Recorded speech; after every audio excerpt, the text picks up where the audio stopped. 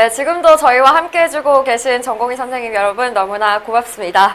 네, 지금부터는 전공의 선생님들의 시간입니다. 첫 번째 강연으로 맡아주실 분은요, 서울대학교 병원 내과 이규환 선생님이신데요. 아스피린 먹을까요 말까요? 심혈관계 1차 예방의 최신 지견에 대해서 얘기를 해주실 겁니다. 네, 오늘 좋은 말씀 부탁드리겠습니다. 네, 안녕하세요. 서울대학교 병원 내과 전공의 이기환입니다. 지금 3년차로 근무를 하고 있고, 좀 있으면 이제 전문의 시험 준비도 해야 되고 하는데, 이래저래 여러 가지 일들이 벌어지고 있는 것 같습니다. 우선 이렇게 큰 자리에서 발표를 하게 된 게 사실은 처음이고, 앞으로도 쉽지가 않을 것 같아가지고 굉장히 떨리는데요. 강의를 그래도 준비한 대로 좀 진행을 해보도록 하겠습니다. 제가 준비한 내용은 아스피린 먹을까요 말까요? 심혈관계 1차 예방 최신 지견인데요. 여러분 환자를 보시는 임상과 선생님들은 인호스피탈 MI나 혹은 스트로크 혹은 아웃호스피탈 스트로크나 MI 등등 여러 가지 심혈관계 질환을 경험을 해보셨을 거라고 생각이 됩니다. 그런 상황에서 이렇게 1차 예방이나 2차 예방에 대해서 뭔가 학술적인 자료를 찾아보려고 해도 아스피린이 굉장히 오래된 약이니만큼 굉장히 트라이얼 결과들도 많고 해서 여러 가지 혼란스러운 점들이 많으셨으리라고 생각합니다. 저도 마찬가지고요. 그래서 그런 내용에 대해서 좀 이번 기회를 빌어가지고 다뤄보고자 하였습니다.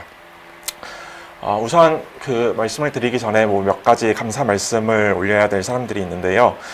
이게 일단 처음 제가 강연 이야기를 들었을 때 다른 과에서 알아야 될 내과 지식을 강의를 해줬으면 좋겠다고 해가지고 어떤 내용을 할까 고민을 하다가 이미 사실 의과대학에서 내과의 많은 내용을 다루고 있고 임상과가 아니신 분들도 내과 환자를 직접 다뤄보지만 않으셨다 뿐이지 이미 많은 내과 환자들을 보고 계셨을 거라고 생각이 돼가지고 어떤 내용을 할까 굉장히 고민스러웠습니다. 그러던 차에 저희 원내에서 집담회를 하는 주제 중에 같은 주제가 있었어가지고 발표를 했었던 이찬미 선생님의 발표 자료 등을 많이 도움을 받았고요. 그래서 이 자리를 통해 가지고 발표 자료에 대해서 감사 인사를 드리고 싶습니다. 더불어서 이전 여의도 집회뿐만이 아니라 이런 자리에 고생해 주시는 많은 선배, 후배, 동료 의사 선생님들께 감사의 인사 같이 올리겠습니다.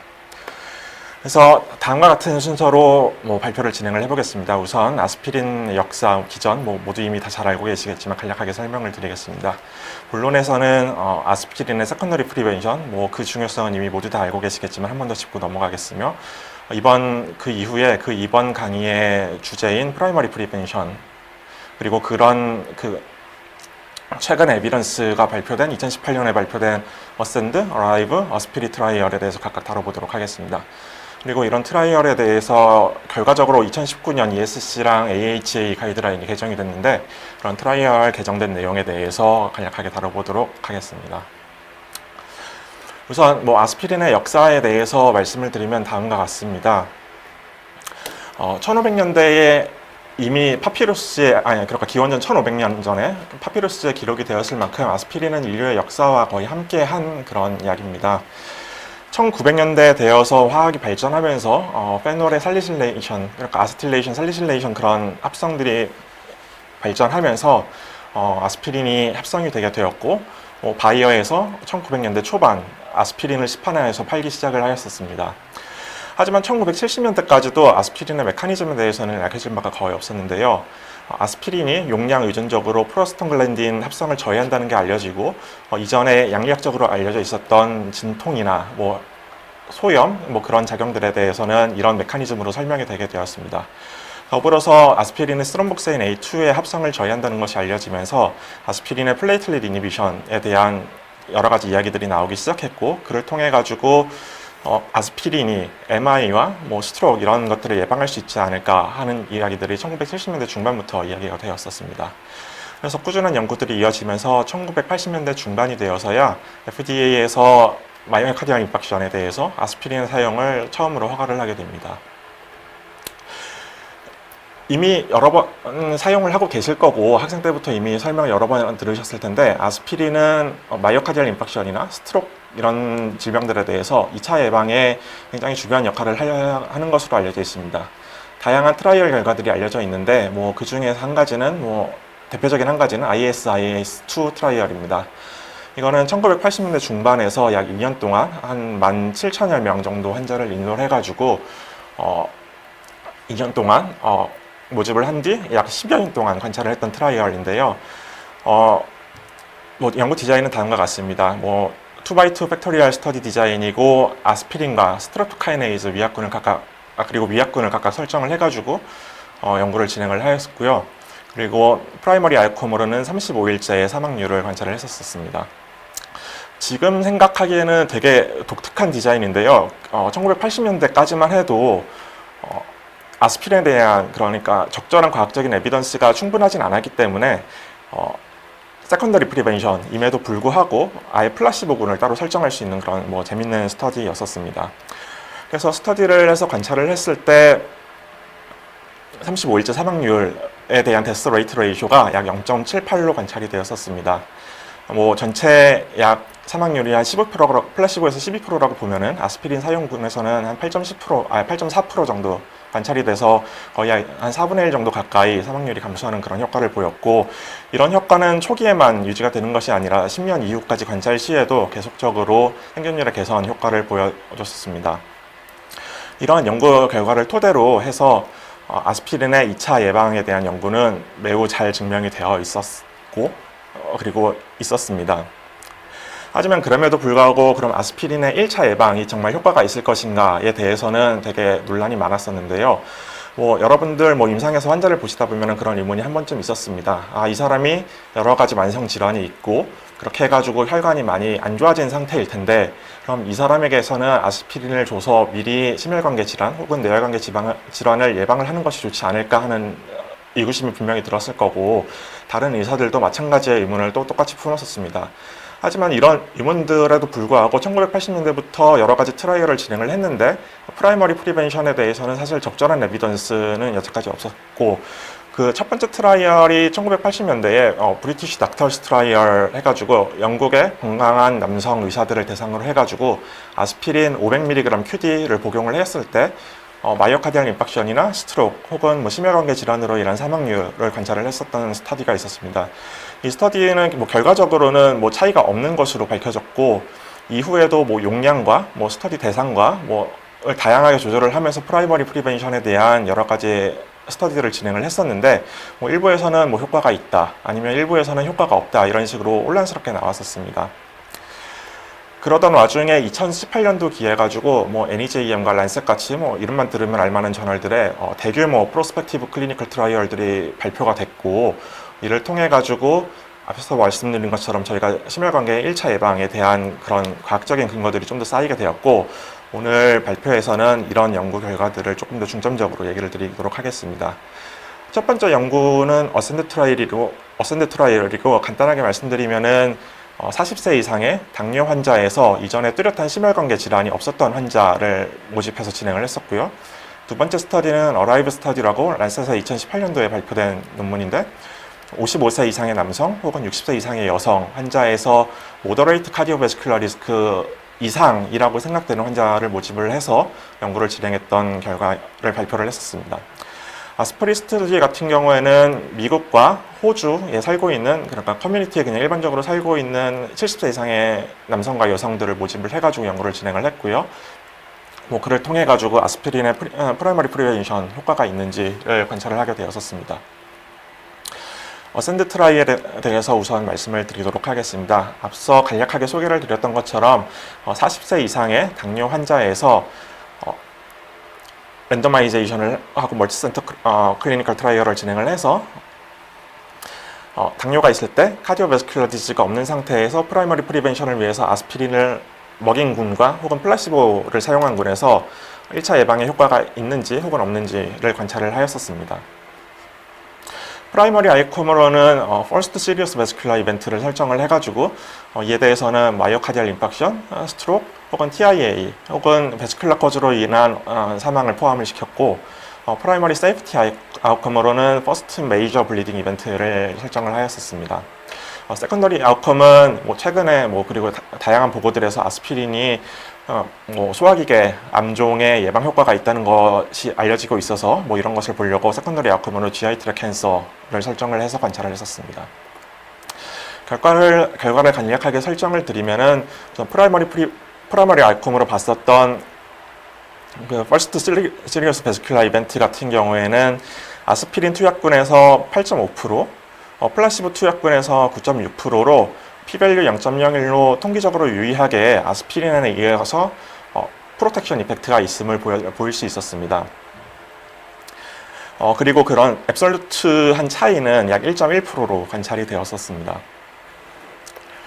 프라이머리 세이프티 아웃컴으로 봤었던 그 시리어스 블리딩에 대해서는 아스피린 투약군에서는 4.1%, 플라시보 투약군에서는 3.2% 정도로 관찰이 됐고, 통계적으로는 p-value 0.003으로 관찰이 되어가지고 통계적으로 유의하게 이러한 결과가 차이가 있음을 또한 보여줬었고, 이런 앱솔루트한 차이는 0.9가 확인이 되었었습니다.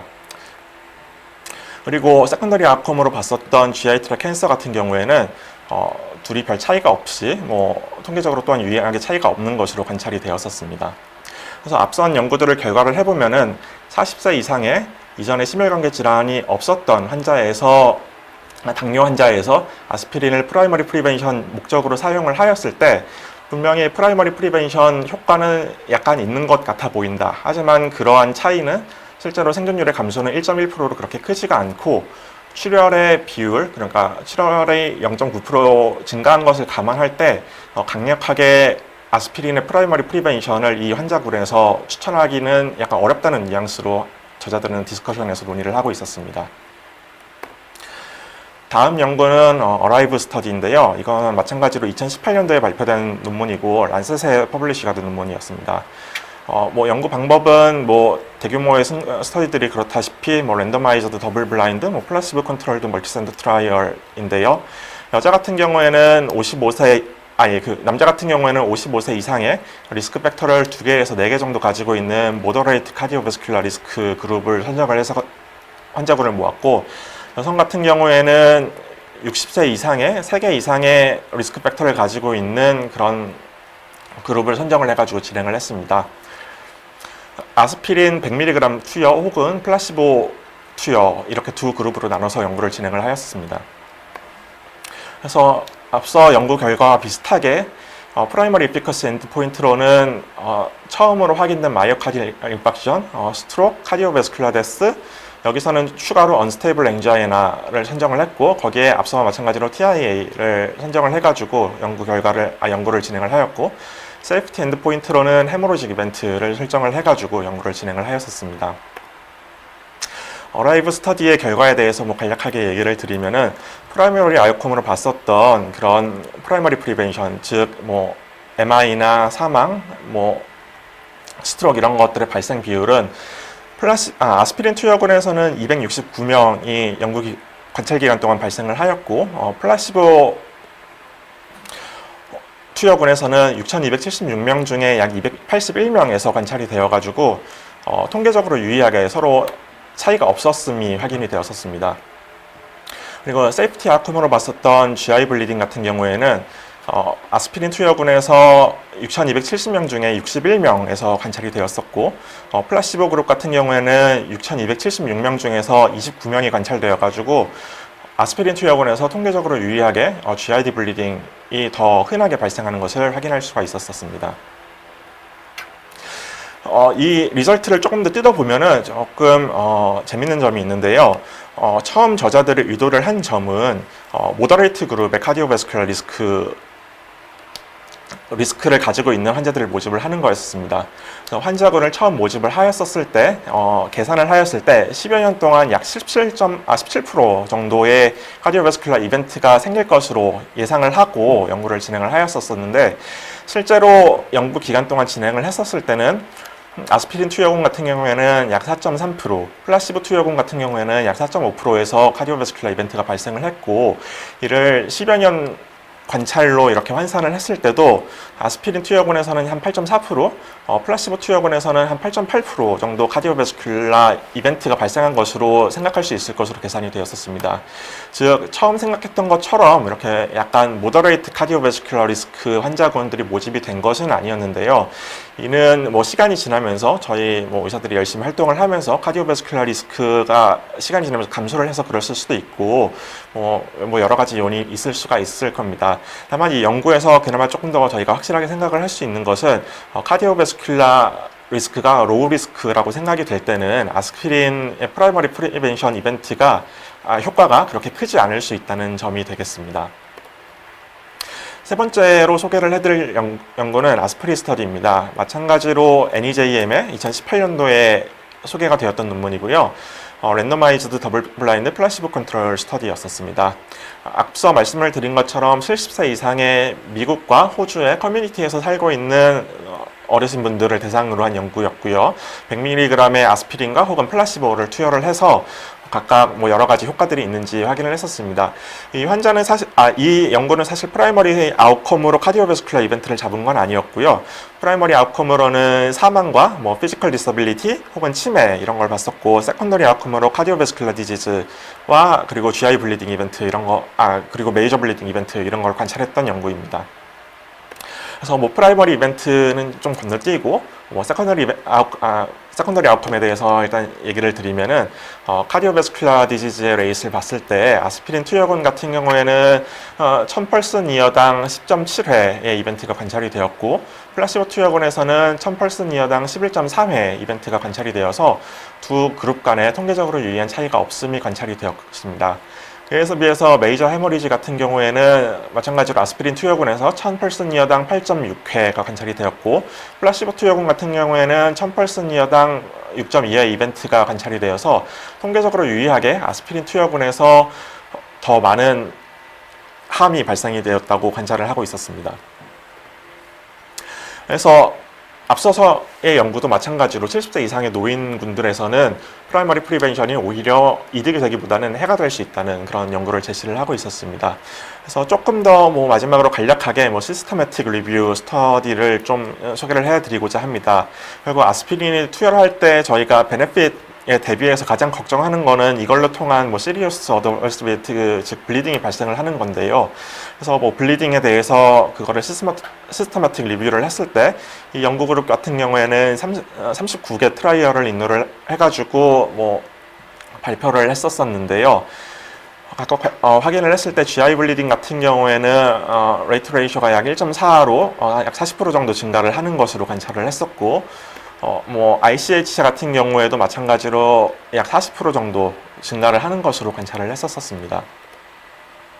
그 외에 포텐셜 프레딕티브 팩터로 나이가 많을수록 혹은 펩틱 얼서와 같이 GI 리스크가 있을수록 혹은 엔세이드와 같이 좀 더 출혈을 저희가 일으킬 수 있는 것으로 알려져 있는 약을 사용을 할수록 위험할 수가 있다고 얘기를 하고 있었습니다. 앞서서 소개를 해드린 2018년도에 발표된 대규모의 연구를 통해 가지고 ACC/AH 가이드라인은 사실은 프라이머리 프리벤션에 대해서는 처음으로 약간 제대로 언급을 하고 있었습니다. 이전에는 제가 알기로는 2차 예방 말고 1차 예방에 대해서는 2차 예방 귀퉁이에 이렇게 약간 소극적으로 발표를 하고 있었던 것 같은데요. 2019 가이드라인에서는 다음과 같이 제시를 하고 있고요. 로우도즈 아스피린 같은 경우에는 70세 이상의 노인 환자의 경우에는 아테로스클레로틱 카디오베스큘러 디지즈의 예방을 위해서 루틴 베이시스로 사용을 하지 말 것을 권하고 있고, 그리고 또한 출혈의 위험이 증가를 한 경우에도 로우도즈 아스피린을 프라이머리 프리벤션 목적으로 사용을 하지 말 것을 권장을 해주고 있었습니다. 그나마 좀 낮은 에비던스 레벨이지만 권장을 할 수 있는 것은 로우도즈의 아스피린을 정말 아테로스클레로틱 카디오베스큘러 디지즈의 리스크가 높다고 생각이 되는 40대에서 70세 사이의 환자들을 대상으로 사용을 해볼 수도 있지만, 그럼에도 불구하고 출혈의 위험성이 높은 환자들에 대해서는 사용을 하지 말도록 추천을 하고 있었습니다. 그래서 출혈의 위험성이 높아진 그룹에 대해서 조금 더 얘기를 하면은 잘 알고 계시겠지만 이미 이전에 위장관계 출혈을 겪으셨던 환자분들이라든지 혹은 펩틱 얼서 디지즈가 있었던 환자분들 혹은 다른 부위에 출혈이 있었던 환자들은 출혈의 위험성이 높으니까 예방을 하지 말 것을 권고를 하고 있었고요. 이외에도 70세 이상의 환자 혹은 스럼보사이토페니아, 코어귤로패스, CKD 혹은 출혈의 위험을 높일 수 있는 다른 약제를 이미 장기적으로 사용을 해야 되는 환자들에 대해서 언급을 하고 있었습니다. 2019년 ESC 가이드라인에서도 비슷하게 프라이머리 프리벤션에 대해서 언급을 하고 있었는데요. 이 환자는 이 가이드라인은 근데 약간 DM 포커스를 맞춰가지고 카디오베스큘러 디지즈 예방에 대해서 얘기를 하고 있는 그런 가이드라인이긴 합니다. 그래서 뭐 그거에 대해서 얘기를 하면은 뭐 하이리스크 DM 혹은 베리 하이리스크 DM인 경우에만 1차 예방의 목적을 위해 가지고 로우도즈 아스피린을 써볼 수도 있다고 얘기를 하고 있고, 심지어 그 에비던스 레벨은 2B, 클래스 2B입니다. 뭐 여러 가지 트라이얼이 있었어가지고 레벨 A의 뭐 근거 수준이라고 뭐 얘기를 하고 있지만, 그럼에도 클래스 2B로 뭐 되게 굉장히 자신 없게 뭐 가이드라인에서 얘기를 하고 있던 것 같고요. 모더레이트 카디오베스큘러 리스크에 대해서도 DM 환자에 대해서 프라이머리 프리벤션 목적으로 아스피린을 사용하지 말 것을 권고를 하고 있었습니다.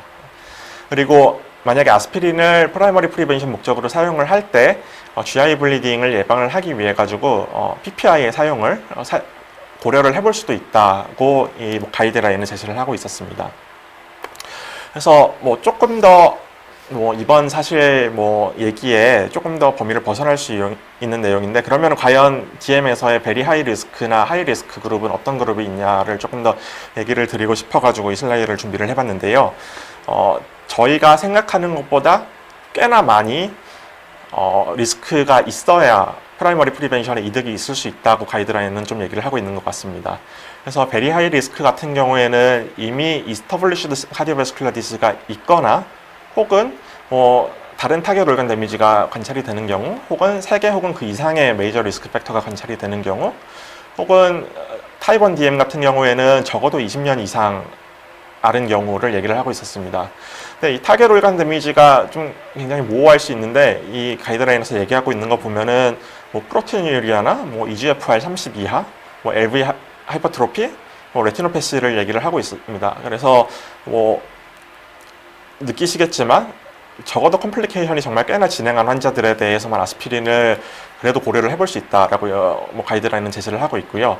하이리스크 환자 같은 경우에도 당뇨가 10년 이상 지속이 되거나, 혹은 적어도 1개 이상의 리스크 팩터가 있는 환자에 대해서 얘기를 하고 있었습니다. 리스크 팩터 같은 경우에는 에이지나 하이퍼텐션, 디슬리피데미아, 스모킹, 오비시티 이렇게 5가지를 제시하고 있었긴 합니다. 그래서 이번 발표를 간략하게 정리를 해보면은 70세 이상의 에서로스클레로틱 카디오베스큘러 디지즈의 1차 예방을 목적으로 한 아스피린은 적어도 루틴 베이시스로는 사용하지 않아야 되겠습니다. 블리딩 리스크가 높은 환자에서 에서로스클레로틱 카디오베스큘러 디지즈의 프라이머리 프리벤션 목적으로의 아스피린 또한 사용되지 않아야겠습니다. 에서로스클레로틱 카디오베스큘러 디지즈의 프라이머리 프리벤션 목적으로의 아스피린은 블리딩 리스크가 높지 않고 에서로스클레로틱 카디오베스큘러 디지즈가 리스크가 높은 환자에서 고려를 해볼 수 있겠으며, 아스피린을 사용하는 경우에는 위장관 출혈을 예방하기 위해 PPI를 고려를 해야겠습니다. 그래서 제가 개인적인 느낌으로는 여러분들께서 아스피린을 1차 예방 목적으로 사용을 하신다면은 조금 더 정말 이득이 있을 것인가를 한 번쯤 더 고민을 해보는 게 도움이 되지 않을까 싶습니다. 그래서 정말 신문 매체들을 보면은 정말 다양한 기사들이 있습니다. 환자들이 이런 기사들을 진료실에 갖고 와서 아스피린을 내가 정말 이거 먹어야 되는 게 맞냐, 이거 계속 먹어도 되는 게 맞냐 물어볼 수도 있겠습니다. 그때 저희가 어떻게 대답을 해줘야 될지 한 번쯤은 고민이 분명히 필요하겠습니다. 그래서 환자가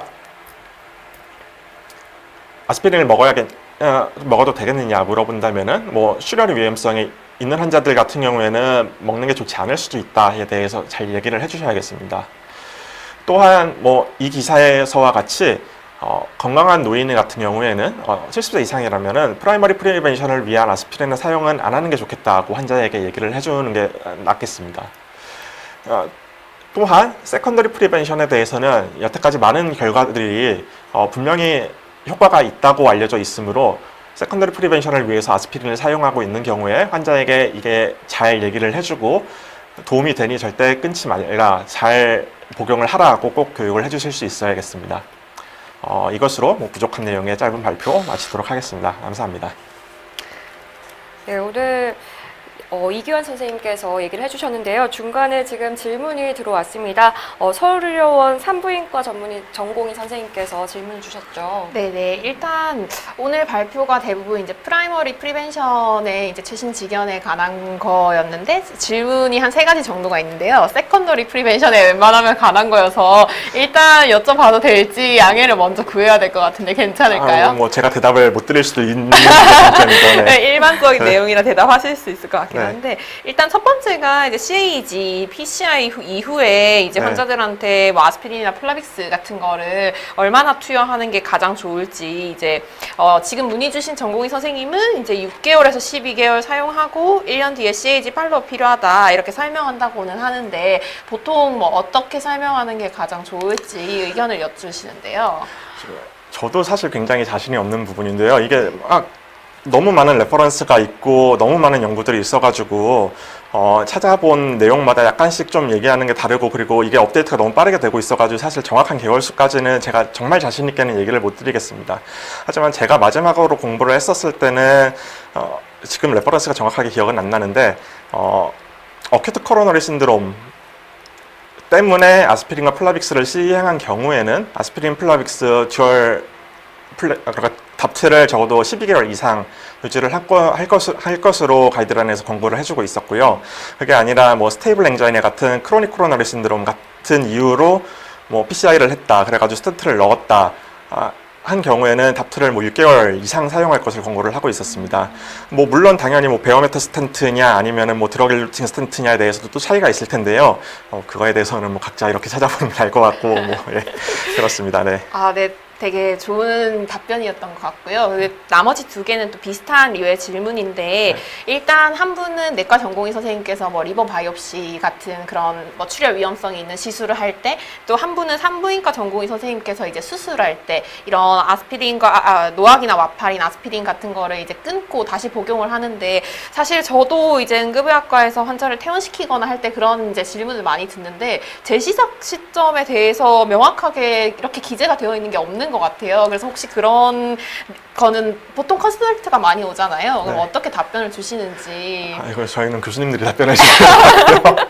정말 너무 어려운 분야잖아요. 네, 그렇죠. 어떤 일이 생기든지 간에 가슴이 아픈 일이 생길 수가 있는 맞습니다. 그런 분야고 네. 이거는 제가 여기서 뭔가 자신감 있게 답변을 드리기가 어려운 분야라고 생각이 되고요. 이거는 마찬가지로 각자 레퍼런스를 찾아서 그때그때 상황에 유연하게 대처를 해주시는 게 낫지 않을까 생각이 됩니다. 네, 알겠습니다. 네. 안 그래도 저희가 들어오는 질문이 지금 이제 찾아오신 프라이머리 프리벤션이랑은 약간 이제 차이가 있어서 먼저 양해를 드린 거고, 혹시나 이제 강의를 보시는 전공의 선생님이나 아니면 다른 분들이 이런 부분에 대해서 답변 가능하시면 저희 DM으로 주시면 같이 공유하도록 하겠습니다. 네, 질문은 됐죠? 네. 네, 알겠습니다. 이규환 선생님의 강의였고요. 오늘 말씀 고맙습니다.